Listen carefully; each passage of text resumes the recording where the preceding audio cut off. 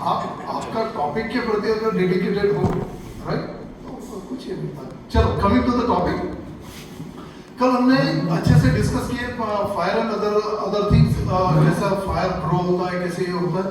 And I will request you people, क्योंकि क्या होता है थोड़ा डिसऑर्गेनाइज हो जाता है। Yesterday I got the feedback कि थोड़ा केस, एक केस से लेके अपन दूसरे केस में जंप कर लेते हैं, राइट। तो आपको जैसा लगता है you just because this is for your benefit, right. मैं थोड़ा अपना एक्सपीरियंस केवल शेयर करो, जैसा हमने मॉर्निंग से कल से जो एक्सपीरियंसेस हमने शेयर किए, लोगों ने शेयर किए, and we learn many things हो रही है।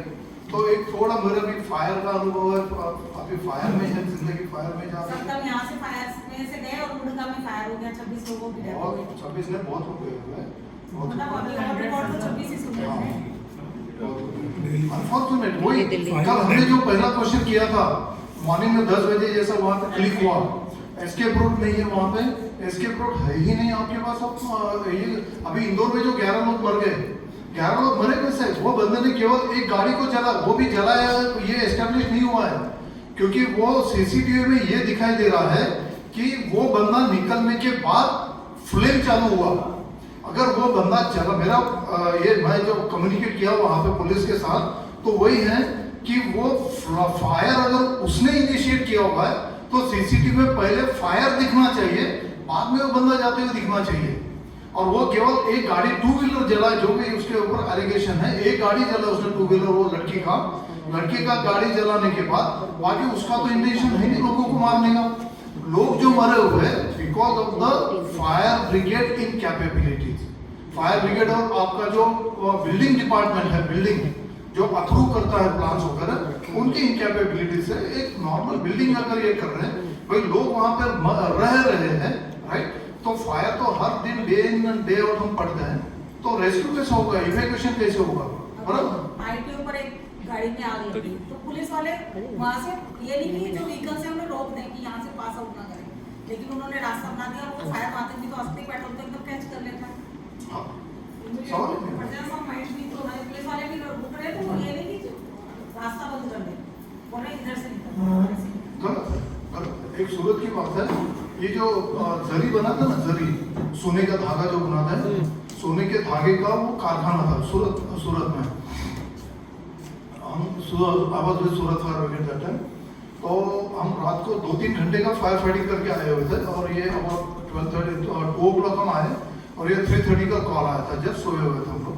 वैसे गए वहाँ पे, तो नीचे के ग्राउंड फ्लोर पे जो था उनका कारखाना था जरी बनाने का, और फर्स्ट फ्लोर पे फैमिली रहती थी, और सेकंड फ्लोर पे भी ऐसा रेसिडेंशियल का था, फर्स्ट फ्लोर सेकंड फ्लोर था, बराबर। तो आग लगी, और ये सोने का काम था, इसके लिए उनके जो बोल्ट थे, बोल्ट भी एकदम बहुत जाड़े थे। हमारा जब गाड़ी गई इमरजेंसी व्हीकल में, बोल्ट कटर जो हमारे थे, बोल्ट कटर से कट नहीं रहे थे, बोल्ट कटर से कट नहीं रहे थे। और ऊपर में ये जो 2 कपल थे, और 2 बेटियां थी, और एक बूढ़े पिताजी थे, ऐसे 7 लोगों का फैमिली था। ये बूढ़े पिताजी जो थे जस्ट 2 दिन पहले हॉस्पिटल से डिस्चार्ज होकर आए हुए थे, and he was a bulky person, hefty person, वो उनको उठाना पॉसिबल ये नहीं था ऐसा। तो स्मोक तो चालू हो गया यहाँ पे, जब हम गए फायर का कॉल आया तो स्मोक ऑलरेडी था वहाँ पे, and it was a dense dark smoke. और डेंस डार्क स्मोक में पूरा ग्रेविटी से पूरा ऊपर जाना है, ऐसा ऊपर जा रहा है, और ऊपर का माला ये कर रहा है। जब हम देखे हमारा बोल्ट कटर नहीं कर रहा, दूसरी गाड़ी आने को टाइम है, और BSF नहीं था, क्योंकि फर्स्ट कॉल जो जाता है फायर ब्रिगेड की वाटर टेंडर हो जाता है। वाटर टेंडर वाला फिर बताएगा सिचुएशन देखे कि कौन कौन सी गाड़ियाँ उन्होंने बुलाना है। तो गाड़ी आने के लिए कम से कम 20 मिनट लगते थे, और गाड़ी अगर आने की राह देखते थे तो this people would write is तो हमने देखे वहाँ पे फिर वो लोग थे। तो एक्चुअली फायर में कैसा होता है, it is a team work, it is not a individual work. कोई भी बंदा काम करेगा, अकेला काम नहीं करेगा। वही हमारा एक ब्रीथ होता है, one for all and all for one. जितने भी लोग हैं एक के लिए रहेंगे, और एक आदमी सबके लिए रहेगा। तो देखा वहाँ पे कि भाई हो ही नहीं रहा, तो मुझसे रहा नहीं गया, मैं बोला literally I use the word भाड़ में गया, बोला मैं जा रहा हूँ, और मैं अकेला अंदर जा नहीं सकता, इसलिए वहाँ का जो मजूरा गेट का फायर ऑफिसर जो था, वो भारत रवि अभी इज अ नाइस पर्सन, वो मेरे साथ में आ गया वहाँ पे ऊपर में, लेकिन वो 3 स्टेयर इतना हुआ था कि वो 3 स्टेयर के बाद वो पीछे आ गया। मैं आई वेंट अप, तो जो लैंडिंग होता है 10 स्टेयर के बाद, और 10 स्टेयर के बाद 9वें स्टेयर में स्मोक इतना चला गया अंदर में कि आई कोलैप्स, लिटरली कोलैप्स। कोलैप्स हुआ। अगर 10वीं स्टेप अगर मैं पार कर लिया रहता था, I would not be here talking to you people, क्योंकि लैंडिंग में गिरता था मैं, यहाँ पे स्टेयर में गिर गया तो नीचे सीट आ गया, तो बेहोश हो गया था। 2-4-5 मिनट के बाद होश आ गया, फिर कॉन्फिडेंस आ गया कि मैं जा सकता हूँ।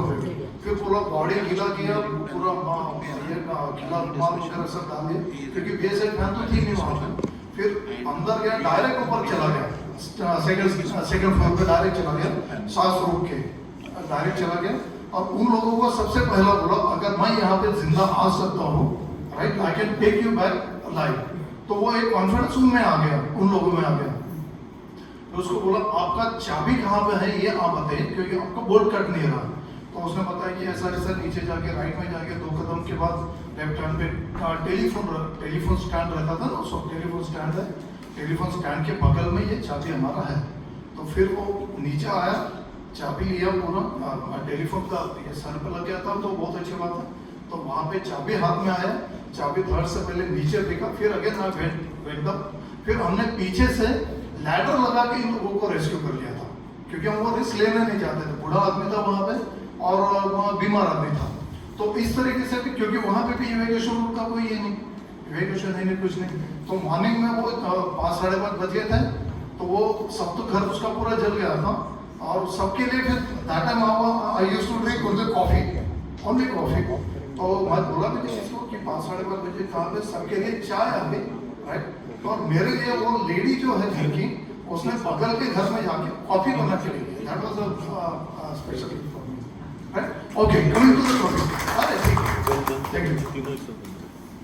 चलिए, कल हम जो डिस्कस किए थे कि फायर कैसे लगता है, कैसे स्प्रेड होता है, फायर के सिग्नेचर्स कैसे होते हैं। जैसा कल आपने किसी ने क्वेश्चन किया था कि यहाँ पे अगर नॉर्मल फायर है, वहाँ पे अगर हाइड्रोकार्बन फायर है, यहाँ की फायर से वो फायर अगर चलती है तो वो डिवास्टेटिंग फायर रहेगी। फिर उसके इनिशिएशन कहाँ से पकड़ा जाएगा, तो वो सिग्नेचर जो है, क्योंकि वहाँ पे डिवास्टेटिंग फायर है तो वहाँ से फायर इधर ही आनी चाहिए, बराबर। इधर से फायर उधर जाने का सिग्नेचर मिलना नहीं चाहिए। तो वो जो सिग्नेचर आप माइन्यूटली जब स्टडी करेंगे, आपको पता चल जाएगा। जो मेरा पहला ये था आपको सजेशन जो था कि टेक सो मेनी फोटोग्राफ्स कि आप बोर हो जाओगे देखते देखते।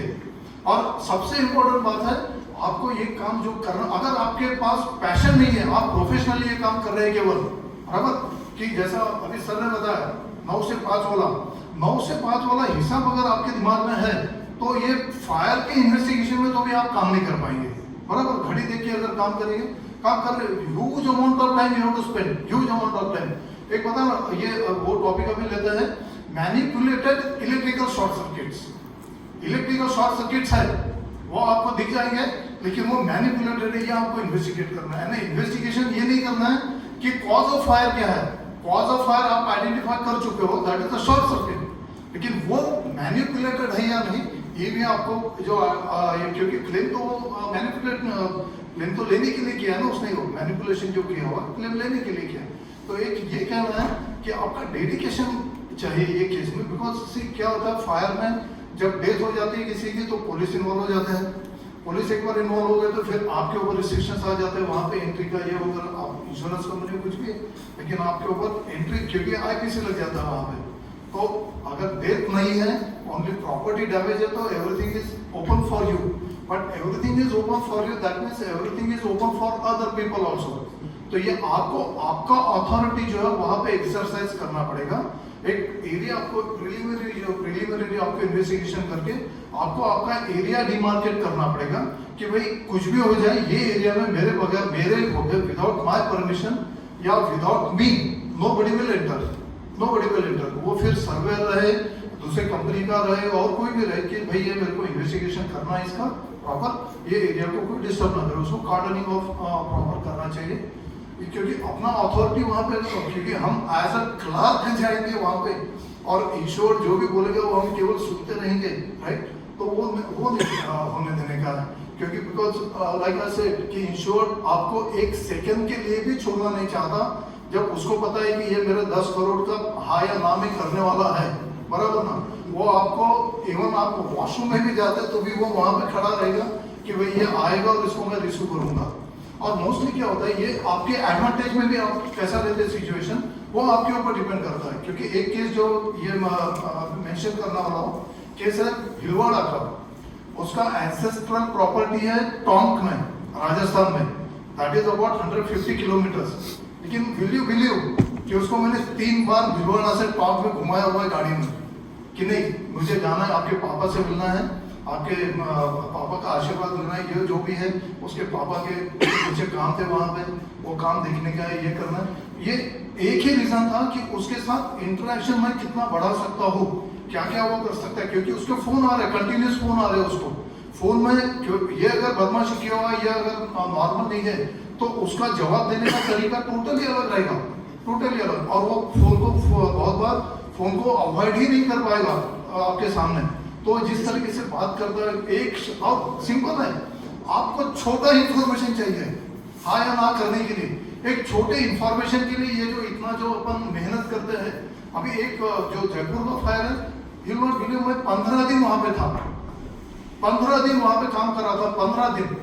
और वो जो डॉक्यूमेंट लेके आया, ज्वाइंट सेक्रेटरी के सिग्नेचर का डॉक्यूमेंट, ज्वाइंट सेक्रेटरी ने अपॉइंटमेंट दिया 3 दिन के बाद का, 3 दिन कंटिन्यूस गया वहां पे। और जब उसको वो डॉक्यूमेंट दिखाया तो वो पहले बार बोलता है कि mister Nilesh, I think you are at a wrong place, you should have been at the fire station, fire officer place. फिर उसको बोला, very sorry sir, but I am at a very perfect place, give me 2 minutes to explain the things. फिर उसको जब explain किया, 1 घंटा वो discuss करते रहा, क्योंकि वो जो पर्टिकुलर नोटिफिकेशन उसने निकाला उसमें बार का नाम था, बार एंड रेस्टोरेंट। तो वो उसके दिमाग में क्या हो रहा है कि ये मैंने केवल रेस्टोरेंट के लिए साइन किया हुआ है। फिर उसको बोला कि साहब आपने इसको बार को भी आपने डाला हुआ है।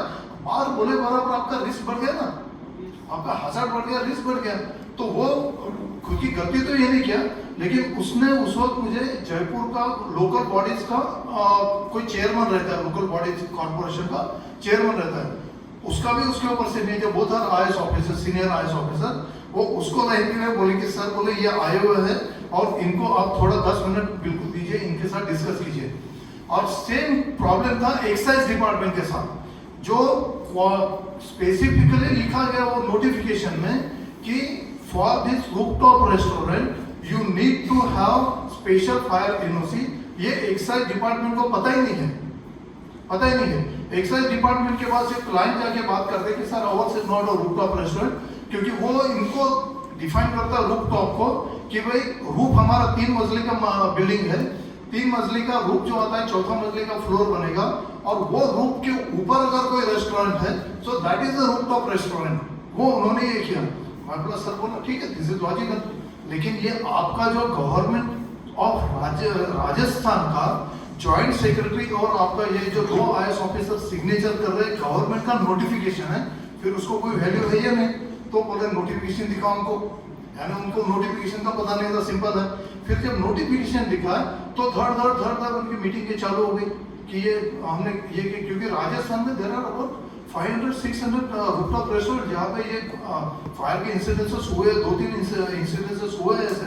फिर उनको जब ये हुआ, क्योंकि एक्साइज कमिश्नर जो पहले जॉइंट कमिश्नर के पास गया तो बोले कि ये एनओसी के चक्कर में हमारा बहुत सारा रेवेन्यू लॉस होता है, तो हम ये एनओसी वाला पार्ट ही हमारे लाइसेंस कंडीशन से निकाल रहे हैं।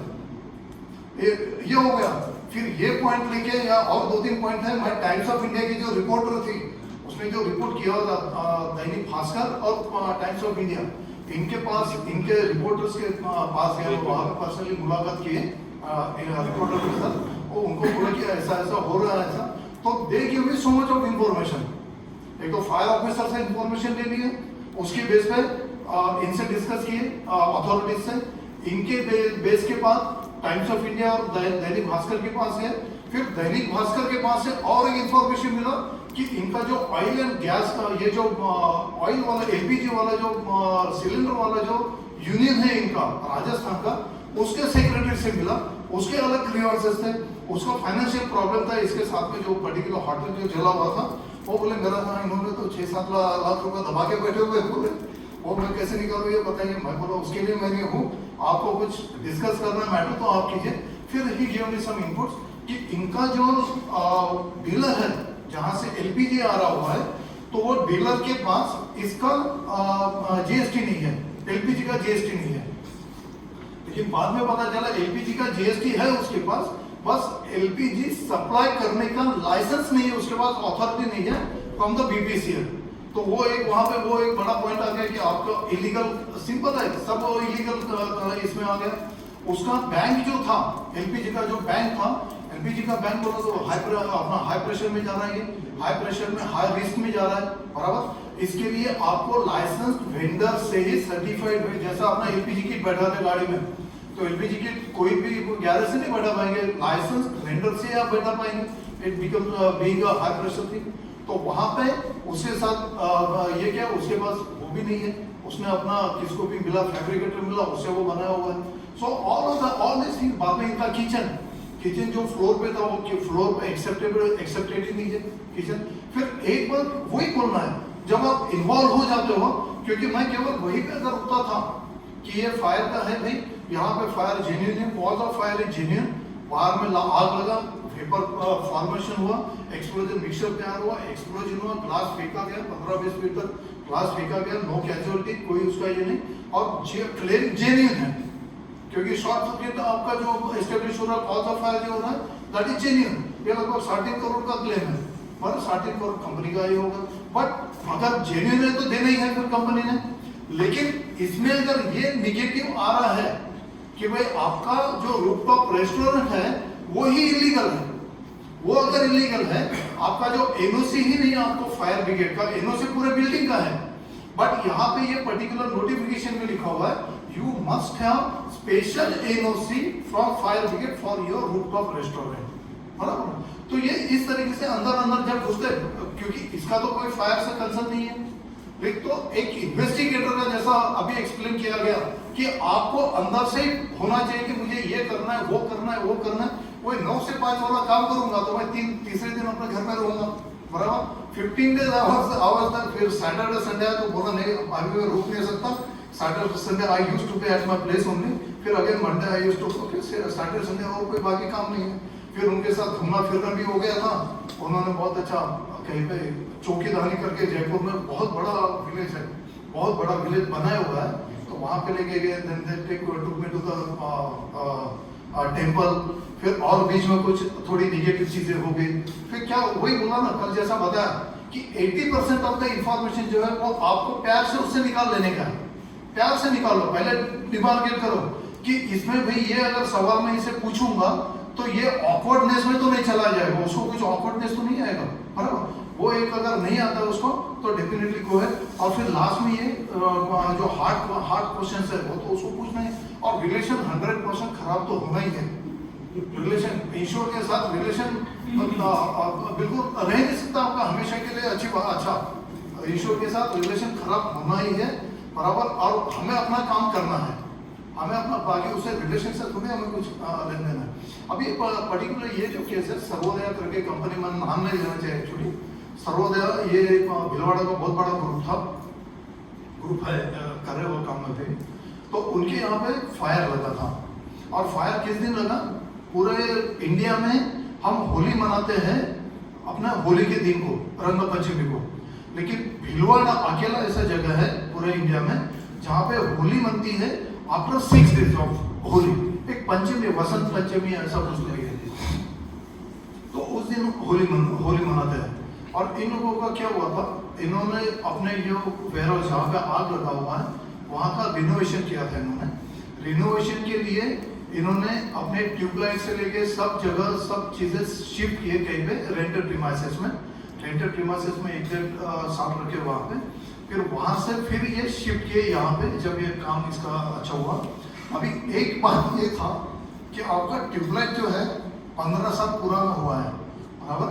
15 साल कितना भी हम बोलते हैं, कितना भी तो मक्खी चूसे, कितना भी ये है, बराबर, लेकिन 15 साल वाला ट्यूबलाइट का प्लेट जो है वो तो लेके नहीं जाएगा यहाँ पे, पूरा बाकी वायरिंग तेरा नया है, सब कुछ नया है, बिकॉज दैट इज रिनोवेशन। केवल ट्यूबलाइट पार्ट जो है ट्यूबलाइट पार्ट उसका पूरा गोडाउन का ट्यूबलाइट जो है पूरे उसके 12 साल पुराने 12 साल 15 साल पुराने थे, बराबर। तो वो एक थोड़ा माइंड में पहले स्टक किया कि भाई ये ऐसा क्यों है, और सबसे स्टार्ट मैंने वही से किया कि उसका पहले तो 2 दिन ढूंढने ढांढने में गया क्योंकि स्ट्रक्चर कोलैप्स था, रिस्क था स्ट्रक्चर के अंदर घुसने का। लेकिन एक बार स्ट्रक्चर कोलैप्स होने के बाद स्टेबल हो जाता है ना, केवल आप थोड़ा साइड से अपना प्रेशर डाल के देखो होता है, अगर हिलना है तो हिलेगा, नहीं तो वो बाद में आप कितना भी चक्कर मारो गिरेगा नहीं वो एक। लेकिन दैट इज द रिस्क, ये अपना लेना नहीं चाहिए ऐसा रिस्क, ठीक है, वो आपके कॉन्फिडेंस के ऊपर है।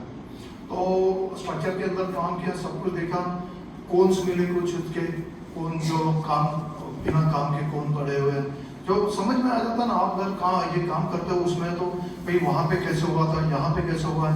फिर इसका वॉल्यूम जो है, क्योंकि भिलोसा का एक काम किया था, भिलोसा में that loss was about 250 crore, तो 250 करोड़ में सेम मटेरियल का लॉस था। वहाँ पे 1 किलोमीटर तक लगभग वो जो फ्लो है मटेरियल का, ये जो यान जलता है, बिकॉज यान इज दिस मैनमेड मटेरियल, तो यान जो चलेगा तो वो पिघल के वो मटेरियल फ्लो होगा, तो फ्लो होके लगभग उसका लास्ट स्टेज गया था लगभग 800-900 मीटर तक गया था, और बाद में उसका थप्पी जो जमा होता बहुत अच्छा था। और यहाँ पे भी ये जो अगर बात कर रहा है तो वो प्रोपोर्शन में उसका लग नहीं रहा था मटेरियल जला हुआ, वो तो आइडिया आ जाता है। तो उसको प्यार से लिया, फिर उसको अकाउंटिंग जो स्टार्टिंग में वो बोला कि हमारा अकाउंटिंग यहाँ इसमें होता है, आपका एक्सेल शीट में होता है। तो एक्सेल शीट में इतना बड़ा प्रोफेशनल कंपनी आपका है, तो एक्सेल शीट में तो अकाउंटिंग पॉसिबल ही नहीं है, तो वो मैनिपुलेशन पर्सपेक्टिव से उसने ये किया, बराबर। तो फर्स्ट पार्ट इसमें क्या था कि ये ठीक है बाद में आता है उसमें, तो ये जब हुआ एक्सेल शीट का होगा, फिर उसका जो बंदे ने बोला कि बाद में वो चेंज हुआ, इसलिए मैं इसमें आ रहा था क्योंकि जो सर्वेयर साहब जो थे, सर्वेयर फ्रॉम दिल्ली, और ऑल द टाइम हमारा ये एक्चुअली इनिशिएशन कैसा हुआ था, initiation was not from the insurance company investigation करने का, ये किसी ने आरटीआई डाला था, आरटीआई डाला था, वो बंदे को भी बाद में हमने लिया बराबर, आरटीआई डाला था, और आरटीआई गया वो ministry of finance chairman and all insurance company. तो ये नेशनल इंश्योरेंस के ऑलरेडी मैं फ्रॉड के और इसके फायर के फ्रॉड के बहुत बड़े बड़े केसेस कर चुका था, तो वो मुझे दिया गया उन्होंने, तो I went there as a to take care of the points mentioned in the RTI application. तो उसमें से कुछ पॉइंट्स ऐसे थे, तो ये आरटीआई में आने के कारण फिर उनको इंट्रोगेट किया, ये किया वो किया, तो उनका वही कहना है कि भाई हमारा शिफ्ट किया वहाँ पे मटेरियल, फिर ट्रक से मटेरियल यहाँ पे लाया, बोला ये कैसे पॉसिबल है, यानी वो जब अगर आपको कुछ समझता नहीं है तो you also have to full time, क्योंकि ये एक स्ट्रक्चर नहीं है कि ये ऐसा मैं करूँगा तो मेरे को कॉस्ट निकल के आएगा। तो फिर वो टॉम वाला जो है, चले भैया अपन आपका ये देख के आते हैं, देखें, तो ये ऑल्सो बिकम्स कंफर्टेबल कि आपके साथ कंफर्टेबल जो रहेगा। और ये जो बंदा है यहाँ पे दिल्ली वाला जो सर्वेयर साहब है, तो ऑल द टाइम ये क्योंकि 10.5 करोड़ का लॉस था, वो मुझे कन्विंस करते रह रहे हैं कि यूजुअली फायर इन्वेस्टिगेटर का जॉब नहीं है लॉस का एसेस करना या क्वांटम कितना ये डिसाइड करना, लेकिन क्योंकि वो आरटीआई का पोर्शन था इसके लिए वो मेरे स्कोप में आ गया था, मेरे पर्व में आया था, और मेरे पर्व में उसको ये बोला था कि भाई ये इतना जो दिख रहा है ये 3-3.5 करोड़ के ऊपर का नहीं है, आप आपका बहुत बड़ा कर रहे हो, इसको ये करो, आप बराबर रिजनेबल रहो, नहीं तो आपका प्रॉब्लम आएगा, उसको पहले बोला था। और सर्वेयर साहब का जो व्यू हो रहा था, because he is the ultimate authority for assessing the things, वो बोले कि नहीं, बोले नीलेश जी बोले मुझे तो लग रहा है ये 9 उसका डॉक्यूमेंट्स पूरा ये है वो है, 9-9.5 करोड़ का 10 करोड़ के आसपास का उसका लॉस रहेगा। और ये हमारा टसल इतना ज़्यादा बढ़ गया कि इनका जो डीजीएम ऑफिस है राजस्थान में, कहाँ पे है, जयपुर नहीं, जोधपुर में इनका डीजीएम का ऑफिस है, डीजीएम मैडम थे, उन्होंने हमारा मीटिंग बुलाया सर्वेयर कर मेरा, क्योंकि क्वांटम ऑफ लॉस के लिए, और I was very strict, sir madam मेरे पास इतना सारा एविडेंसेस है, अभी इसका इन्वेस्टिगेशन बाकी करना है, इसके जो बिल्स वगैरह वो अभी चेक करना है, उनका इनको जो है स्टार्ट और देखने क्या पूरा मटेरियल कैसा आया क्या आया वो देखना है। तो मैडम समूह ये कि उसको वो नहीं चाहिए था, दिलीप जी बोले एक काम करो, ये जो असेसमेंट वाला पार्ट जो है let it be with the surveyor only. मैं बोला ठीक है, मिनट्स ऑफ मीटिंग में आप निकाल दीजिए, कल कोई सवाल नहीं आना चाहिए कि भाई आपका ये स्कोप में था फिर आपने किया क्यों।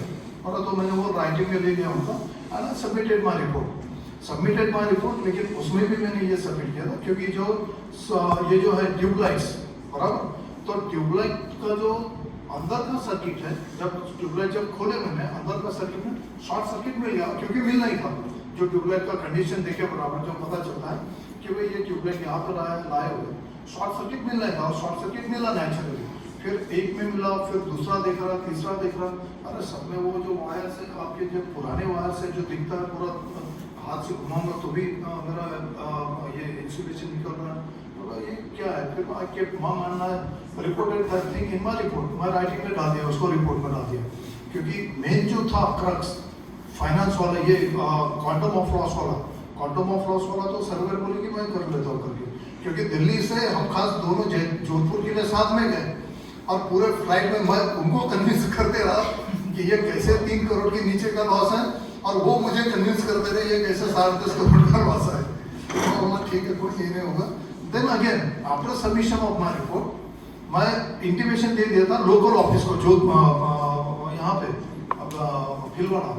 भिलवाड़ा लोकल ऑफिस को दिया था कि भाई ऐसा है, मेरा ये स्कोप के हिसाब से मैंने अपना ये किया, लेकिन ये पैरामीटर्स अभी इन्वेस्टिगेट करने के रहेंगे, पर्टिकुलरली इनके बिल्स। तो फिर बाद में मेरे को लोकल बंदा तो ट्रांसफर हो गया वहाँ का, दूसरा मैनेजर जो आया वो मुझे फोन कर रहा है कि नीलेश जी आपसे थोड़ा बात करना है। सर बोले आपने तो ये पर्सपेक्टिव आपने ये नहीं किया, क्योंकि मैंने जो नोट दिया था उसके मुताबिक वो बंदे ने काम करके इंफॉर्मेशन निकाल के रिकॉर्ड में डाल दिया था। अभी ये जो नया बंदा उसके साथ वो फाइल है, और उसको ये पता नहीं कि मैंने नोटिंग किया था, और उसको ये पता है कि उसके प्रीडिसेसर ने इन्वेस्टिगेट करके ये फ्लॉज निकाले, फिर मेरे हाथ में नहीं निकाले तो इन्वेस्टिगेटर ने क्या किया, तो वो उसके दिमाग में था। तो फिर वो ये क्या डिस्कस किया, फिर बोला सर बोला let us discuss the things in detail. फिर उसको पूरा बताया कि ऐसा है, और फिर वो मुझे बताया कि सर ये इन्होंने इन्वेस्टिगेट करने के बाद फिर मैंने भी इन्वेस्टिगेट किया, और ये फ्रॉडुलेंट निकला पूरा। तो बात ऐसी होती है कि ये देखिए कहाँ से कहाँ पे बात आ गई। एक 3-3.5 करोड़ का मटेरियल जो है वो पहला आपका जो ये आपका एक्सपीरियंस जो बात करता है कि भाई ये इसके ऊपर का रह नहीं सकता, और सर्वर बोल रहा है तो एक अलग कल जैसा बताया मैंने आपका वसी गिटार वाला, बराबर, वो बंदा 6.5 करोड़ का एक्लेम साइंड है कि 6.5 करोड़ का लॉस है, I was introduced as a investigator, और 2 करोड़ के ऊपर का लॉस नहीं था। फिर हमने क्या किया था, सॉरी फिर से अपन शिफ्ट हो गए, फिर चेन्नई में मीटिंग हुआ, यूनाइटेड इंडिया का चेन्नई ऑफिस में मीटिंग हुआ, मैं हेड ऑफिस के जो जीएम थे हमारा मीटिंग हुआ, यहाँ की डीजीएम। फिर वहाँ क्योंकि server act server is authority bye RDA, बराबर ना, उसको इंश्योरेंस कंपनी को उनको चैलेंज करना बहुत डिफिकल्ट जाता है। तो फिर हम आए, और वो बंदा जैसा बताया कि कल वो बहुत मिस हो गया था, वाइफ के वगैरह बात कर रहा था, वाइफ और सिस्टर का सब। फिर उसको जब ये किया, बोला कि भाई तुम आजा अभी यहाँ पे तेरे ऑफिस में, उसका टाइपराइटर लिया, उससे टाइप किया, बोला लास्ट चांस आपको दे रहा हूँ मैं, कितना ये हुआ, लास्ट चांस दे रहा हूँ, और उसने पूरा मटेरियल निकाला, 1,94,00,000 का उसका लॉस था, और उसने लिख के दे दिया कि भाई इसके ऊपर मेरा कुछ लॉस नहीं है। और जो मटेरियल है उसने बाकायदा वहां पे रखा था, बगल की बिल्डिंग में, जो कल बताया कि लेबर लोगों को हमने टीम बना लिया था, लेबर लोगों का टीम बना, हमने खाना खाते वक्त खाना सबका मंगाया, 6 लोगों का खाना, 6 लोग वो और मैं खाना मंगाया, तो 2 लोग खाना नहीं खाए, तो 2 लोग खाना नहीं खाए। मैं बोला बेटा वो खाना क्यों नहीं खाए, खाना आपके लिए मंगाया था मैंने, तो बोले नहीं सर, बोले हमारा खाना यहीं पे आया था, हमने डब्बा यहाँ पर रखा था, बोला टिफिन यहाँ पे कहाँ पर रखे थे, नहीं बोले सर, बोले ये 100 मीटर के ऊपर हमारा ये। फिर उसके पहले मैंने इसे प्रॉपर्टीज मांगी थी, पूरी आपकी पूरी प्रॉपर्टीज कहाँ है बॉम्बे की, तो वो प्रॉपर्टीज सब कुछ बता, उसने वसी विरार वाला भी प्रॉपर्टी बता, लेकिन वो 100 मीटर वाला प्रॉपर्टी बताया नहीं था, वो बताया नहीं था। वो एक बोला ठीक है ये करते हैं। फिर जैसा वो इन्फॉर्मेशन आई कि वो बंदा निकल गया, तो आई एंटर दैट प्रीमाइस, और मैजिक फ्लोर पे जब जाके देखे तो पूरे कार्टन्स के भरे कार्टन्स वहाँ पे, जिसमें पानी को छितोड़े जो उड़ते हैं, फायर का ब्लैकिशनेस जो आता है, वो पूरा वहाँ पे दिखा हुआ था। फिर उसको फोटो लिए और उसको फिर फोन किया कि बोला भाई मैं आपके ये यहाँ पे हूँ, आपके प्रीमाइसेस में हूँ, 7:30 7:30 बजे की बात है, 6 साढ़े 7 बजे की। तो लिटरली जब मैंने उसको बोला कि भाई मैं यहाँ पे खड़ा हूँ, तो उसका आवाज पूरा ये हो गया, आवाज उसका पूरा चला गया।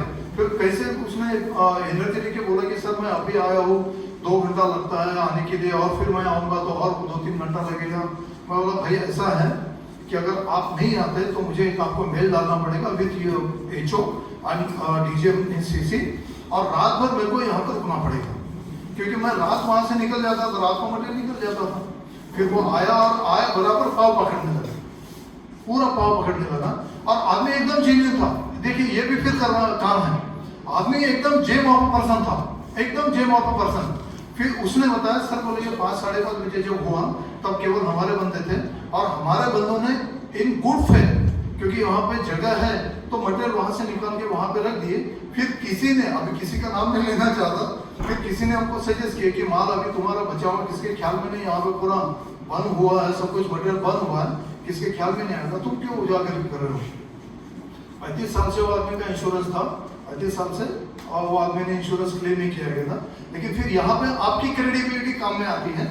यहाँ पे आप नो क्लेम कर सकते थे, कंपनी नो क्लेम कर सकती थी उसके डिस्ट्रेस के ऊपर, लेकिन जब कंपनी को बताया, नहीं मैडम बोला he is a genuine person, gem of a person, उसको क्लेम उसके हिसाब से मिलना चाहिए।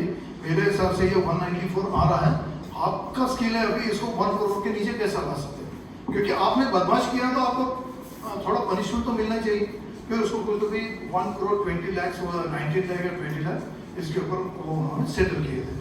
तो ये एक इन्वेस्ट बताने का मतलब है कि केवल हम जब हम फॉरेंसिक की बात करते हैं, इन्वेस्टिगेशन ऑफ फायर की बात करते हैं, I stick to investigation of fire, क्योंकि मैं पूरा जिंदगी उसमें चला गया है, ये थेफ्ट वगैरह का थोड़ा बहुत किया हुआ है काम, राइट।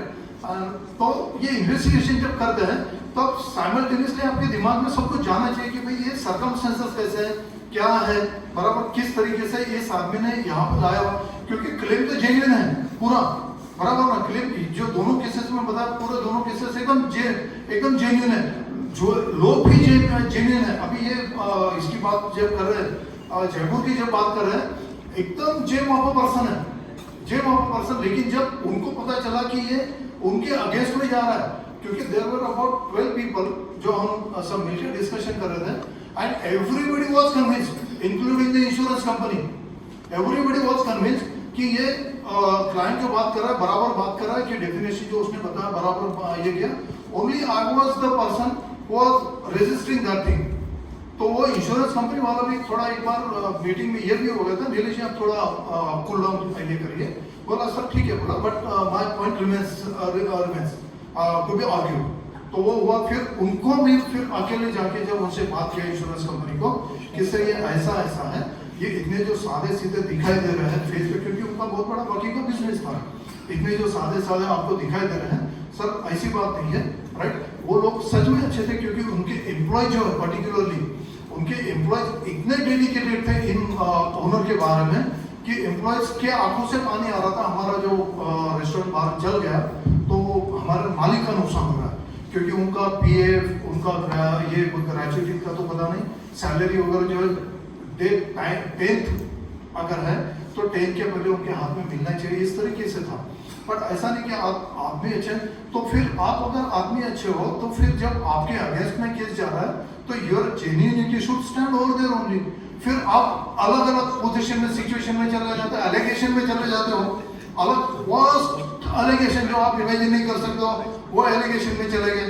लेकिन फिर जब आप इंश्योरेंस कंपनी के साथ ओपन हो पहले कि सर ये ऐसा है, जैसा कल बताता वो एक पर्टिकुलर केस में US वाले का फोन आया कि हम कंसल्टेंट है, रात को 10:30 पौने 11 बजे DGM को उठा दिया, जगा दिया मैंने कि सर ये ऐसा फोन आया था, इसके लिए आपको फोन किया। सर मेरा एक इधर क्वेश्चन था, हाँ, कि जब कोई सर्वेयर या इन्वेस्टिगेटर फायर लॉस अटेंड करता है तो आज हमने देखा है कि 90% केसेस में आता है कि फॉल्टी सर्किट या शॉर्ट सर्किट। हाँ, तो जब आपने एक बात कही कि एक सिग्नेचर्स वहाँ पे दिखाई देते हैं कि शॉर्ट सर्किट हुआ है या आर्सन है या और कुछ उसमें थिंग्स इन्वॉल्व हैं, तो जब वो प्रिलिमिनरी विजिट फर्स्ट विजिट में जाते हैं तो उनको एक वायर के कैरेक्टरिस्टिक्स होते हैं, अगर वो शॉर्ट सर्किट है तो एक कुछ कैरेक्टरिस्टिक्स दिखाई देते हैं कि ये फायर जो है वायर में वो अंदर से हुआ है या बाहर से हुआ है। तो उसको जब इन्वेस्टिगेटर वहाँ अटेंड करता है या सर्वेयर अटेंड करता है, तो वो क्या क्राइटेरिया है, क्या पैरामीटर्स है कि वो पहचान सके कि ये वायर फायर होने के बाद जली है या इस वायर से फायर इनिशिएट हुआ है। उस पर थोड़ा मैं चाहूँगा कि आप एम्फेसाइज करके हमें बताएं कि क्या सिम्टम्स होते हैं, क्या पैरामीटर्स होते हैं चेक करने के, वो सिग्नेचर कैसे पहचाना जाएगा, और फायर के जो सीट ऑफ फायर होता है, ट्रांजिशन ऑफ फायर होता है, और उसके बाद एग्जिट ऑफ फायर होता है, वो सब पॉइंट्स कैसे पहचाने जाएंगे जिससे कि उसको कोई ट्रिगर मिल सके। तो क्या होता है कि जैसे कल भी मैंने कहा कि इन्वेस्टिगेशन रिपोर्ट में हाँ और ना के बीच में कुछ नहीं होता है। हमको या तो वो हाँ करना है या ना करना है, क्योंकि अगर उसने समझो क्वांटम ऑफ लॉस में भी मिसरिप्रेजेंटेशन किया है, इन्वेंट्री बताने के लिए फ्रॉडुलेंट बिल भी उसमें लगाए हैं, और वो भी वेरिफिकेशन में अगर फेल हो जाते हैं तो इसका मतलब वो मिसरिप्रेजेंट कर रहा है, तो उसका क्रेडेंशियल तो वहीं ख़त्म हो गया, चाहे वो कितना भी जेम ऑफ पर्सन हो। वो उसने जब मैनिपुलेशन कर दिया तो वो ख़त्म हो गया हमारे सामने वो एक फ्रॉडुलेंट पर्सन है।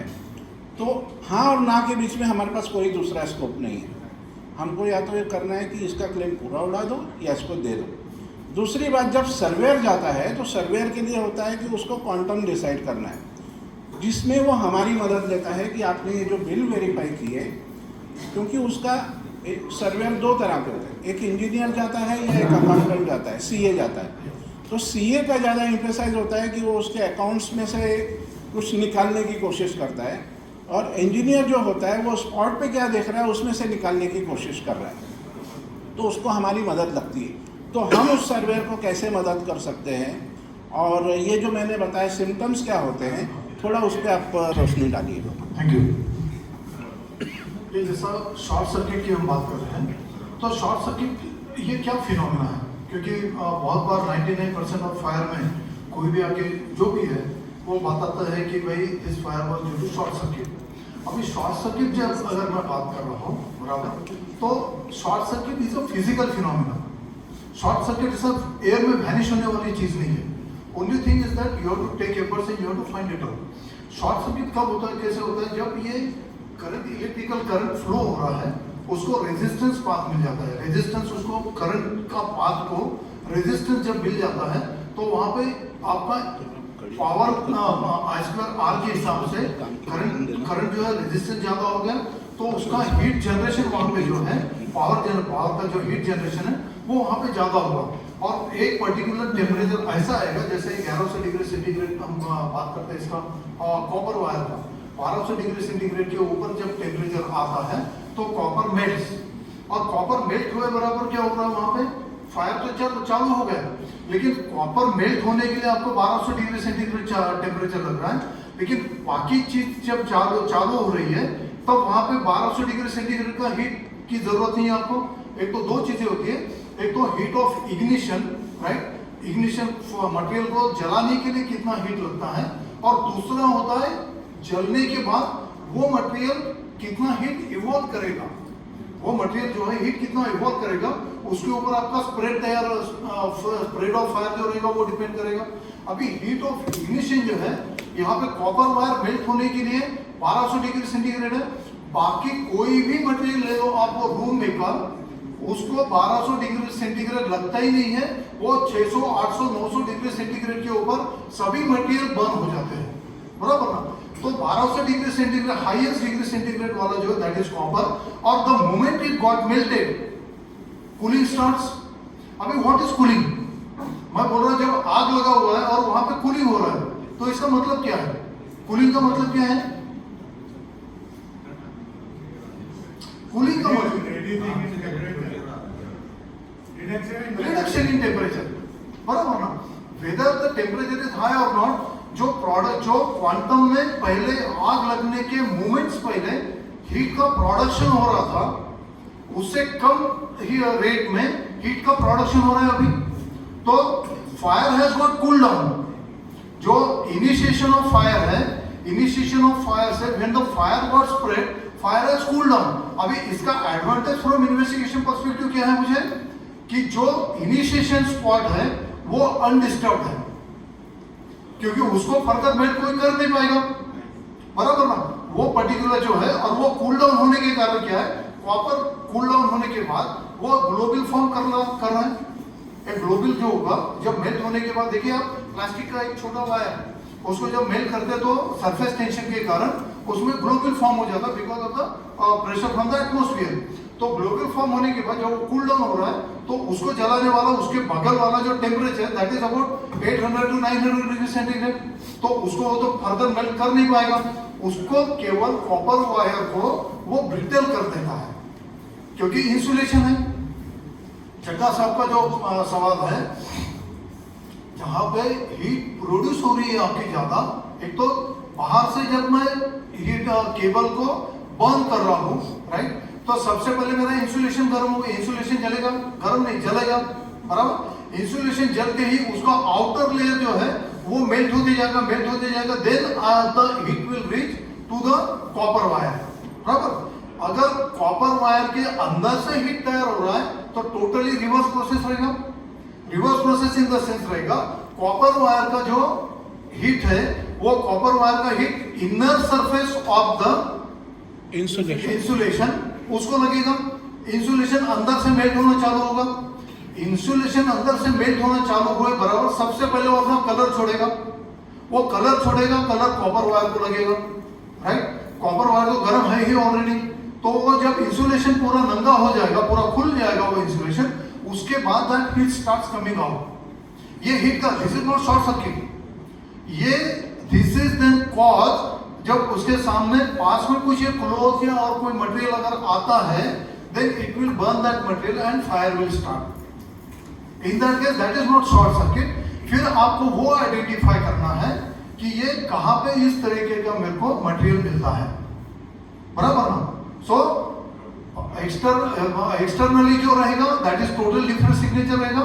इंटरनली जब हीट आपका तैयार होगा और जब शॉर्ट सर्किट बोला हुआ, शॉर्ट सर्किट एकदम क्लियर कट फिनोमेना है, वो हीट का ये आपको सिग्नेचर मिलेगा ही नहीं। जो इंटरनल हीट जो तैयार हो रहा है उसका सिग्नेचर, क्योंकि जो एरिया में एक पर्टिकुलर छोटे एरिया में आपका हीट तैयार हो रहा है, शॉर्ट सर्किट में एकदम छोटा, अब 1 मिलीमीटर बहुत हो गया, 1-2 मिलीमीटर एरिया में आपका ये सब काम हो रहा है हीट का, हीट इंक्रीजिंग का, और वहां पे टेम्परेचर ज्यादा होने के कारण कॉपर वायर मेल्ट हो रहा है और इमीडिएटली वो कूल हो रहा है। जैसा वो शॉर्ट सर्किट हो गया, शॉर्ट सर्किट हो गया तो इलेक्ट्रिक करंट स्टॉप हो गया, इलेक्ट्रिक करंट स्टॉप हुआ तो वो रेजिस्टेंस जो हो गया, रेजिस्टेंस का तो सवाल ही नहीं आता, रेजिस्टेंस नहीं है, वहां पे नीचे में आ गया एकदम 1200 से एकदम आ गया आपका टेम्परेचर 800, 900, 1000 डिग्री सेंटीग्रेड तक, तो कूल डाउन हो गया और वो कॉपर जो हो गया ग्लोबुल फॉर्म हो गया। वो स्टेट को कोई चेंज नहीं कर पाएगा, वो जो स्टेट आ गया कॉपर का उसको चेंज नहीं कर पाएगा। लेकिन वो केस में आपको ये जो इनर मटेरियल वाला जो केस बता रहे हैं आपको, इनर मटेरियल वाला वो केस आपको रेयरली आपको मिलने का चांस है। यहाँ पे बहुत लोग इंश्योरेंस का इंश्योरेंस ऐसे है कि वो क्या होता है, यू मीन टू से जब अंदर से शॉर्ट सर्किट होगा तो जब सर्किट ओपन होने के पहले अगर वायर है तो दोनों तरफ उसे हमें एक राउंड कॉर्नर दिखाई देगा 100%, और वो एक सिग्नेचर है कि ये अंदर से फायर जनरेट हुआ है, शॉर्ट सर्किट की वजह से हुआ है, और उसके बाद में जो सर्किट है वो ओपन हो गया। और बाहर से जब फिर इंसुलेटर तो जलता जाएगा क्योंकि इंसुलेटर को जो है कम टेम्परेचर लगता है जलने के लिए, और कॉपर जब वहाँ पे जहाँ से सर्किट ओपन हो रहा है वो 1200 डिग्री सेंटीग्रेड पे जल रहा है। इंसुलेटर जो है वो एक चेन फॉर्म होगा और वो आगे आगे जलता जाएगा और दूसरी जगह पे स्प्रेड करेगा। Not necessary. फिर फायर स्प्रेड होने का रीज़न क्या होता है? हाँ, तो एक आपका फायर का इनिशिएशन हो गया, बराबर, फायर इनिशिएशन हो गया तो फायर स्टार्ट हो गया आपका वहां पे, देन वो जो स्ट्रक्चर है उसके डायनामिक्स है। अभी ये जैसा आपने बोला कि फायर एक पर्टिकुलर टेम्परेचर पे आके ये हो गया, रेजिस्टेंस हो गया। दूसरा तरीका होता है शॉर्ट सर्किट का, कनेक्शन ऑफ 2 डिफरेंट कंडक्टर्स। ये जो शॉर्ट सर्किट बोला गया ये एक पर्टिकुलर कंडक्टर की बात है, देयर आर 2 कंडक्टर्स, राइट। तो वो 2 कंडक्टर में जब ये अर्थिंग हो गया, दोनों मिल गए, तो वहां पे आपको जो तीरतीरा मिलता है ना अपन को, जो वायर दो कनेक्शन होने के बाद, तो वायर जब कनेक्शन होता है, कनेक्ट होता है, तो जो तीरतीरापन आता है, जो स्पार्क्स जो जनरेट होते हैं, वो स्पार्क्स से भी फिर आपको फायर आपका स्प्रेड होगा। और ये जो आपका शॉर्ट सर्किट होता है या आपका तो कोई भी रीजन से अगर शॉर्ट सर्किट आपका हुआ तो सबसे पहला काम में आएगा आपका जो सेफ्टी मेजर जो है, सेफ्टी मेजर आपका इलेक्ट्रिकल का सेफ्टी मेजर जो है वो आपका फ्यूज चला गया, बाकी जो इलेक्ट्रिकल का जो लेयर्स के आपके सेफ्टी है वो चले गए बराबर, तो उससे आपको आइडेंटिफाई हो जाएगा कि आपको शॉर्ट सर्किट हुआ है। दूसरा है एक एमआरआई करके, जो बहुत लोगों को ये नहीं हुआ, एक इलेक्ट्रिकल इसमें एमआरआई एक टर्म होती है। MRI is meter reading index. Meter reading index क्या होता है, जैसा आपका ये वोल्टेज ज्यादा हो गया यहाँ पे बराबर, तो आपका लाइन जो है वो तो टर्मिनल ही है एमएससीबी का या कोई भी इलेक्ट्रिसिटी बोर्ड का जो है वो आगे जा रहा है, लाइन जा रहा है। तो एमएससीबी ये इलेक्ट्रिकल बोर्ड के पास एक ऐसा इंस्ट्रूमेंट होता है एमआरआई, वो मीटर रीडिंग इंडेक्स, वो आगे का जो मीटर है, आगे के कस्टमर का जो मीटर है वहां पे अगर वो एमआरआई का मीटर लगाते हैं तो उनको वो पता चलता है कि ये पर्टिकुलर टाइम पे, कौन से पर्टिकुलर टाइम पे वोल्टेज का फ्लक्चुएशन वहां पे हुआ था। तो वो एमआरआई करके भी, और एमआरआई का डाटा मैक्सिमम 45 डेज तक का रहता है, उसके पहले अगर कोई जाके वो डाटा ले लेता है, so that becomes a very nice evidence for us, for we people to prove the things. Sir लेकिन अगर अपना ईएलसीबी एंड एमसीबी लगाया हुआ है तो फिर शॉर्ट सर्किट होने के क्या कारण है? ईएलसीबी एमसीबी जो है वो डाउन होंगे तभी जब आपका शॉर्ट सर्किट चालू होगा, जब हाई वोल्टेज आएगा। हाँ, हाई वोल्टेज आएंगे तो ऑटोमेटिकली वो ट्रिप हो जाएंगे। बाईपास होता है ना, फिर वो भी फेलियर होता है ना, उसका भी फेलियर चांसेस होता है ना, उसका भी फेलियर चांसेस होता है। ये ईएलसीबी वगैरह जो है उसके भी फेलियर चांसेस होता है, शॉर्ट हाथ आगे वोल्टेज जाते ही। If there is chances of failure, so how to detect that it has been failed to control that high voltage power? तो आपको जब आप आपका इन्वेस्टिगेट करोगे कॉज ऑफ फायर पे, जब आप मिलेंगे पॉइंट ऑफ फायर पे, जब आप मिलेंगे तो उसका फिर रिवर्स बैकवर्ड कैलकुलेशन जब आप करेंगे तो उस पर आप आएंगे। And this is simple algebra only कि ये पॉइंट से कितना वोल्टेज यहाँ पे जा रहा है, कितना एम्पियर करंट जा रहा है, मल्टीप्लाई करो, कितना वो लोड वहाँ पे है वो कैलकुलेट करो, आपको पूरा कैलकुलेशन में आपको मिल जाता है और एकदम क्लियरली मिल जाता है वो, एकदम क्लियरली, क्योंकि दैट इज अलजेब्रा ओनली। अलग अलग जगह पे जो फिर आपको लोड फैक्टर जो होता है, लोड फैक्टर आपको देखो, और लोड फैक्टर कोई भी 1 पे काम करता ही नहीं, कोई भी इंडस्ट्री काम नहीं करते 1 पे, 1 के नीचे काम करती है। हाँ, उसको वो जाता ही नहीं है, तो वो आपको बहुत बड़ा एविडेंस हो जाता है आपके पास।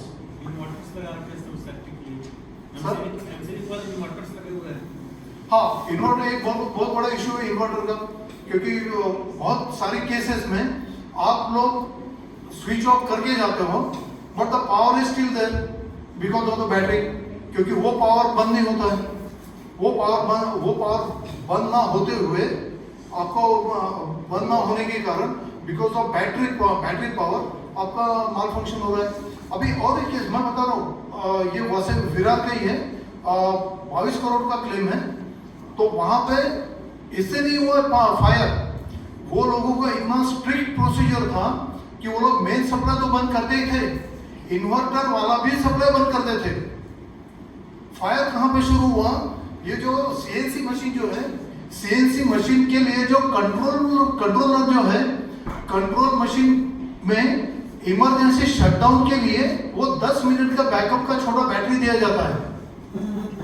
वो बैटरी से फायर शुरू हुआ और 22 करोड़ का नुकसान करा गया। एवरीबडी वाज पजल्ड कि भाई इलेक्ट्रिकल पावर है ही नहीं, बैटरी पावर भी इसमें नहीं है, लेकिन वो वहां से आपका फायर का इनिशिएशन हुआ, बैटरी जहाँ पे था, छोटा बैटरी जो था, और वो फिर आपको मिलता है किस तरीके से कि अंदर में जब फायर आपका इनिशिएशन हुआ है बराबर, उसके सिग्नेचर्स आपके टोटली डिफरेंट है, उसका बाहर का पेंट कितना प्रॉपर प्रोपोर्शन में गया हुआ है, उसका बाकी का सर्कमस्टेंशियल बाकी का जो एरिया है वो कितना ही हुआ, फिर वो फायर का ग्रोथ कैसे हो, कंटिन्यू, क्योंकि वहां पे लगेगा फायर का कंटिन्यूटी लगेगा, फायर का वहां पे कंटिन्यू। एक सिमिलर एग्जांपल है, ये भंडारा में जो 11 बच्चे जो डेथ हो ना, छोटे छोटे नन्हे बच्चे जो 2-2 महीने के, 1-1 महीने का, 10-10 दिन के बच्चे जो थे, तो उनका जो 11 बजे डेथ हुआ, और कितना अनफॉर्चुनेट था, ये आईसीयू है, राइट?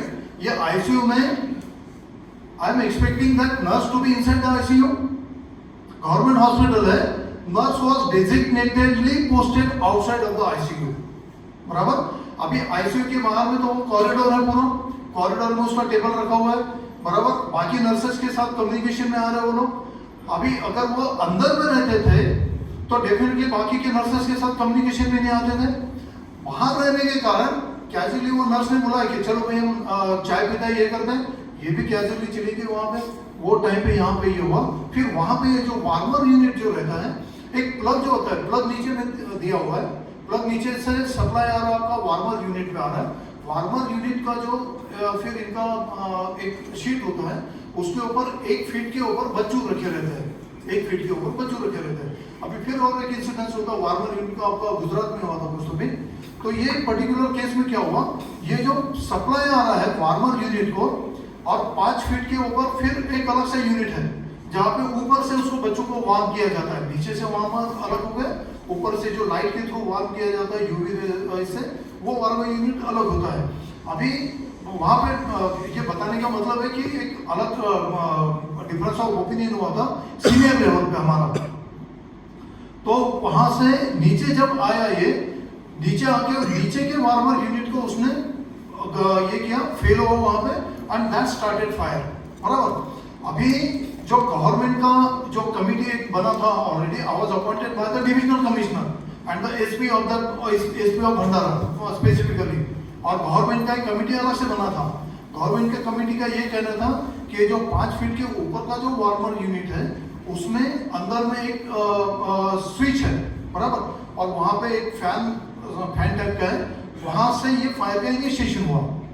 मैंने बहुत बड़े बड़े लोग थे उसमें, रिस्पेक्टेड लोग थे.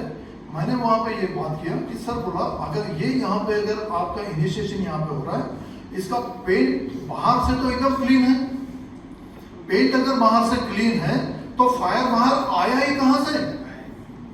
बाहर आने के लिए फायर को कोई मटेरियल, बॉटल के बाहर आने के लिए पहले बॉटल के बाहर का जो पोर्शन है, पेंट पोर्शन है, उसको तो डैमेज होना चाहिए.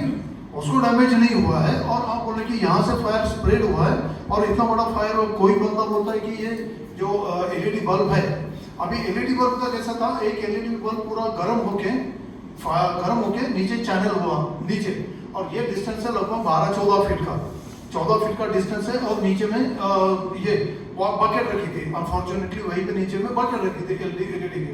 तो एक स्पेशलिस्ट का तो ये कहना था कि भाई ये बकेट में फायर इनिशिएशन हुआ कैसे, और वो एलईडी को जलाया और वहां से फायर स्टार्ट हुआ. और इन लोगों ने जब, क्योंकि मैं I entered there after 5th और 6th डे विद एसपी, बराबर, और एसपी को मैंने बोला था साहब ये एविडेंस जो है ये आपके साथ रिव्यू कमेटी के साथ जब बैठेंगे तब ये आप सवाल पूछे ये कहाँ क्या है. क्योंकि उन लोगों ने, देखिए फायर का काम कर रहे हैं तो आपके कपड़े अगर काले नहीं होंगे तो काम करने का ये नहीं आता, काम किया नहीं आपने. तो वो ऊपर का वायर जब हमने खोला, क्योंकि सर्किट जा रहा था वहां से, मेन सर्किट आ रहा, फिर ये 2 में डिस्ट्रीब्यूट हो रहा है, एक जा रहा है लाइट के ऊपर, एक जा रहा है ये बच्चों के इस वार्मर के पास, बराबर ना. तो ये वार्मर सर्किट में भी ये आपका प्रॉब्लम आ रहा है. और ऊपर जाके देख रहे हैं तो ऊपर का जो वायर हमने खोला तो वहां पे क्लियर कट पूरा हीटिंग दिखाई दे रहा था केबल का, और ये पूरा क्लीन था. ये आपका फॉल सीलिंग जो जला ही नहीं है, पूरा फॉल सीलिंग जला ही नहीं है. तो वो जो वायर जब निकाले हमने, पूरा वायर आपका गर्म हुआ है, पूरा वायर आपका अंदर में ग्रीन हो गया है. तो ये आपका मतलब ही नहीं ना इन्वेस्टिगेशन का. फिर जब इनको डिविजनल कमिश्नर को जब प्रेजेंट किया तो वो बोले कि नीलेश शांत रहो, बोले मैं करता हूँ इसको बराबर, बराबर. तो ये क्योंकि जब आप काम कर रहे हैं, you are going as a white colour, blue colour, क्या बोलते हो, बराबर, एज अ अथॉरिटी, राइट. तो आपने एटलीस्ट आपके अंदर में क्या फायर है, इलेक्ट्रिकल आप शॉर्ट सर्किट बोलो तो ये देखना है. तो वही एक इन्वेस्टिगेटर का भाई आप अंदर में घुसो, पूरा अच्छे से डीप जाओ तो काम होता है, बराबर ना. Sir, in this fire. भाई एक मिनट, आपका जो सवाल है ना उसमें और एक ये करता हूँ मैं, उसमें एक क्या होता है, हम जब रिफाइनरी के काम करते हैं एक सील कैटेगराइजेशन होता है, सील 1, सील 2, सील यानी सेफ्टी इंटीग्रिटी लेवल. तो सील 1, सील 2, सील 3, सील 4, क्योंकि रिफाइनरी में क्या होता है, you can not take risk. तो एक मटेरियल का क्या होता है, प्रोबेबिलिटी ऑफ फेल्यूर, एक प्रोबेबिलिटी ऑफ फेल्यूर, और दूसरा होता है probability of failure on demand. जब मेरे को जरूरत है ये इसने प्रोटेक्शन का काम करना चाहिए और उसी वक्त वो फेल हो रहा है, तो वो पीएफडी क्या है उसका ये कैलकुलेशन एक करते हैं हम लोग, बराबर।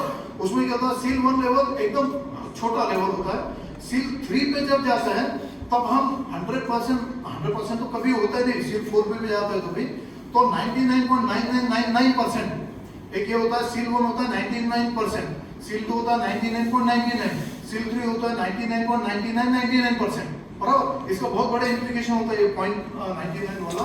तो जब ये जाता है सील 3 पे जब मटेरियल जाता है, right, then the probability of failure on demand is very much reduced, बराबर ना। ये जैसा अपना एलसीबी की जो बात करें ना, because this products are never SIL rated, और जैसा आपका सील रेटिंग बढ़ जाता है, सील 1 to सील 2 जब जाता है, ये कम से कम 50 टाइम्स प्राइस हो जाता है, कम से कम 50 टाइम्स प्राइस हो जाता है, बराबर ना। तो ये ऐसा होता है। आप बोलिए। अच्छा, my next question is that under these fire cases, what are the criteria of collecting the evidence for forensic, हाँ, बिल्कुल मस्त। and how to collect that evidences? Right, बिल्कुल, बहुत बढ़िया सवाल है। कल हमने थोड़ा डिस्कस भी किया था इसके बारे में। तो इसमें कैसा है, सबसे पहला ये भूल जाओ कि भाई मैं जब जाऊंगा और इमीडिएटली मैं सबसे I just want to add one more thing. In many time, it has been found that by the insurance company, investigator has been appointed rather than the fire investigator or something. So, in many cases, that investigators collect that evidences. So, just elaborate these things: how to collect, and what are the criteria, what are the rules he has to follow for that. And For forensic. what cares has to be taken so that the sample should not be contaminated. या simple. ये देखिए, सबसे पहले आपको आपके दिमाग में ये रखना है कि आप एक पर्टिकुलर टास्क के लिए जा रहे हो, काम के लिए, किसी को इम्प्रेस करने के लिए नहीं जा रहे हो। सबसे इम्पोर्टेंट शोबाजी करनी नहीं है। शोबाजी उल्टा कल जो बताया कि वो भाई स्लीपर में चले जाओ, उसको समझने दो कितना बुद्धू आदमी है ये करके, बराबर ना। क्योंकि हमें उसको इम्प्रेस करके अपना ये नहीं करना है, उसको इंश्योरेंस कंपनी को कितना कंप्लेंट करना है करने दो। तो क्या होता है, ये दिमाग से निकाल दो कि मैं जब जाऊंगा और इमीडिएटली सैंपल कलेक्ट करना चालू करूंगा, राइट, तो मैं एक अच्छा इन्वेस्टिगेटर रहूंगा। That is the very false thing. क्योंकि भाई आप सैंपल, फिर आप जाके सैंपल उठा रहे हो, फिर मैं रास्ते के 1-2 बंदे को उठा के बोल दूंगा कि भाई आके सैंपल उठाना, व्हाट इज द डिफरेंस? कोई डिफरेंस है क्या उसमें? नहीं। जब तक मुझे फायर का फ्लो पता ही नहीं चलेगा, पाथ पता ही नहीं चलेगा, मैं सैंपल कलेक्ट ही नहीं कर पाऊंगा। और sample collection is not a joke, क्योंकि बहुत सारे केसेस में ऐसा जब जाता है तो बोलते हैं कि अरे यार उसने सैंपल कलेक्ट किया, लेकिन वो तो चलने वाला नहीं है, वो तो किचन के पास का सैंपल ले लिया। अरे किचन के पास का सैंपल लोगे, लेबर के क्वार्टर का अंदर का सैंपल लोगे, तो आपको हाइड्रोकार्बन तो मिलना ही है। लेबर तो वो उसका छोटा रूम है, वहां पे वो बेचारा अपना काम कर रहा है, छोटे रूम में एरिया में काम कर, वहां पर तो ये मिल नहीं रहा। तो सैंपल कलेक्शन के सबसे पहले आपको आपका टाइम इन्वेस्ट करना है to study the fire. Fire का ग्रोथ कैसा है, फायर कैसा इनिशिएशन हुआ है, किस तरीके से फायर बढ़ा हुआ है, स्प्रेड हुआ है।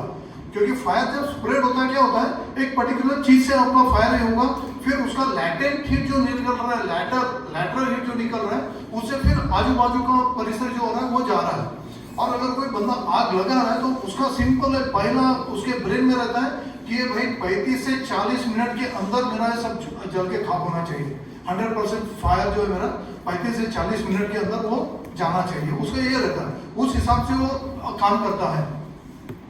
तो जब स्प्रेड आपको पता चल जाता है, ये निकालना और कैसा ये हुआ, फिर आप सैम्पलिंग जो है, सैम्पलिंग एक आराम से कि जब आपको पता चला कि भाई ये ऐसा ऐसा, फिर उसमें आप देखो कि कहाँ पे चारिंग ज्यादा है। अभी चारिंग में 2 अलग अलग चीजें होती है, इंटरनल एक्सटर्नल चारिंग और डीप रूटेड, बराबर ना। कोई कील लो, कुछ ये लो, डीप रूटेड कहाँ पे वो देखो, सरफेस पे कहाँ पे वो देखो। फिर ये ऐसा आपको स्टडी करो, आपके नोट्स बनाओ आपके कि ये यहाँ पे ये पर्टिकुलर एरिया को पहले डिवाइड करो, 1 2 3 4 5 6 7 8 9 10 एरिया में।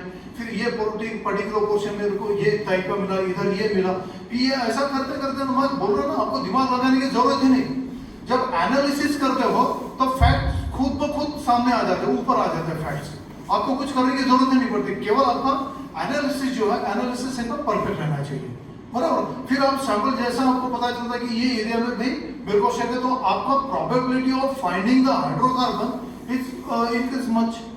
जैसा आप इमीडिएटली जाके सैंपलिंग कर दो, और सबसे बुरी बात है सैंपलिंग टोटल, भाई एक काम ये रखो, इंश्योरेंस कंपनी के दिमाग में पहले ये डालो, सर मेरा 2 या 3 विजिट तो होना ही है यहाँ पे, एक विजिट में काम हो ही नहीं सकता फायर का, बराबर ना, 2 या 3, क्योंकि क्या होता है, यू आर ह्यूमन बीइंग, आप एक मशीन नहीं हो, कंप्यूटर नहीं हो कि जिसमें डाल दिया और वो फटाफट एनालिसिस कर लिया, अपना ये कैलकुलेशन कर लिया और वो रिजल्ट दे दिया।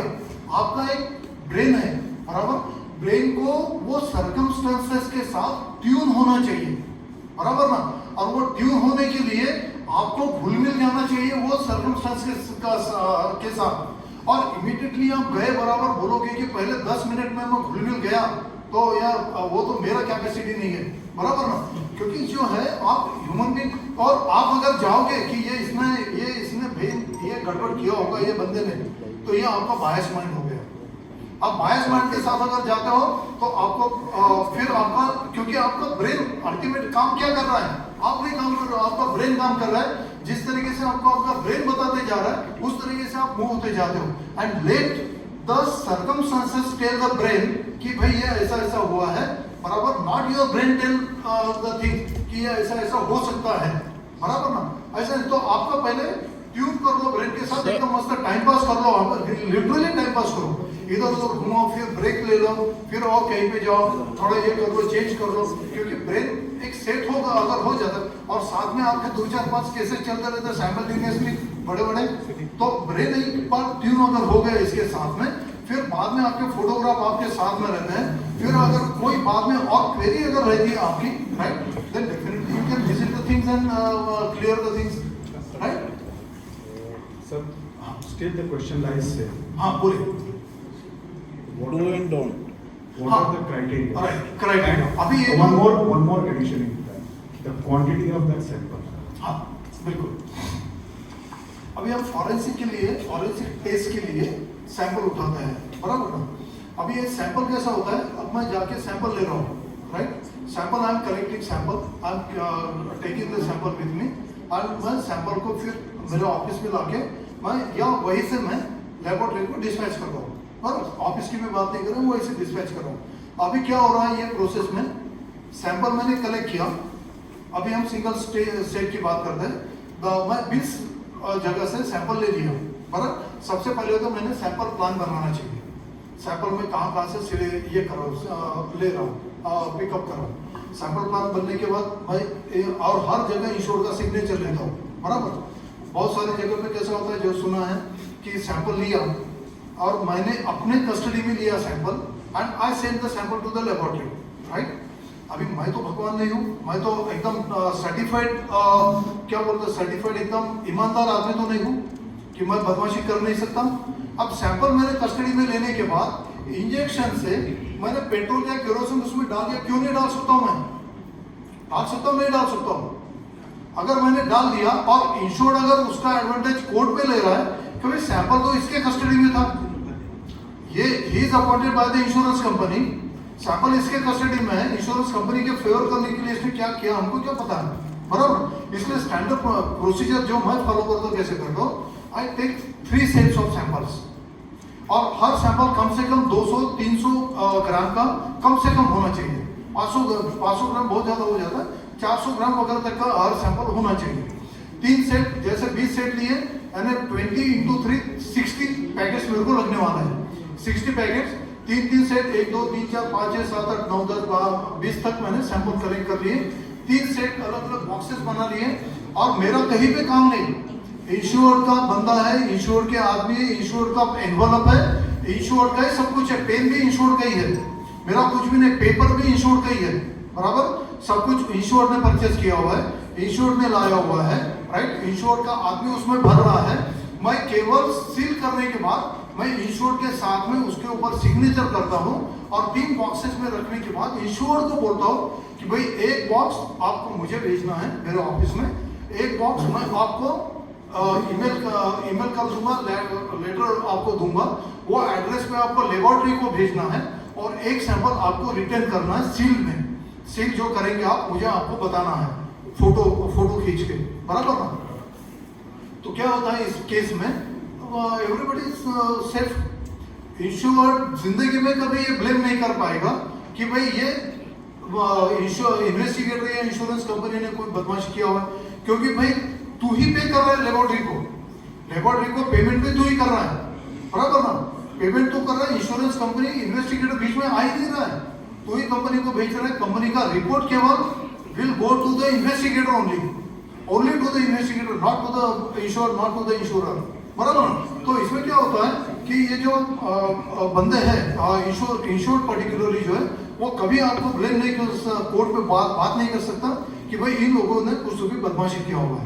सिंपल है कि वो कर ही नहीं सकता। इसमें बदमाशी क्या करता है, ये इंश्योर्ड बोलता है कि भाई मेरे सैंपल गुम हो गए, तो फिर सैंपल अगर गुम हो गए तो आपके पास जो भेजा हो, क्योंकि आपको फॉलोअप लेना है, जब तक आपको आपका सैंपल मिलता नहीं है तब तक आपको उसको फॉलो करना है, बराबर। एक सैंपल सेट है, फिर उसका ऑलरेडी सील्ड है उसके सिग्नेचर के साथ, तो he can not take that objection कि भाई ये इसने मैनिपुलेशन कुछ अंदर किया हुआ है, बराबर। Thank you sir. और कोई सवाल है?